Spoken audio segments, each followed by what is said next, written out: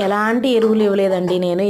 ఎరువులు ఇవ్వకుండా పెంచిన చెట్టండి ఇది. నేను ఇంట్లో ఒక బియ్యం కడిగిన నీళ్ళు, అట్లాగే కందిపప్పు, ఏదైనా కూరగాయలు ఉడకబెట్టినయి అట్లాంటియన్నీ చెట్లుకి పోస్తా ఉంటానండి. ఇది బార్బిడా చెర్రీ అని చాలా అంటే చాలా బావుంటదండి. అది చూడండి ఎంత క్యూట్‌గా ఎర్రగా బాగున్నాయో కాయలనేవి. మేము ఇవి తెచ్చి కూడా చానాళ్ళు అవుతుంది. ఇది నాకు మూడో కాపు ఏమో వస్తుందండి. కట్ చేశా నేను చెట్టు చాలా పెద్దదైతే ఇది. వాటర్ క్యాన్‌లో పెట్టుకున్నా నేను. ఇట్లాంటి చెట్లు పెట్టుకోవచ్చండి. ఇవి చక్కగా ఏందంటే మనకు మెయింటెనెన్స్ తక్కువ, వీటికి ఫర్టిలైజర్స్ ఎక్కువ ఇవ్వాలి అట్లాంటివి ఏమీ లేదు.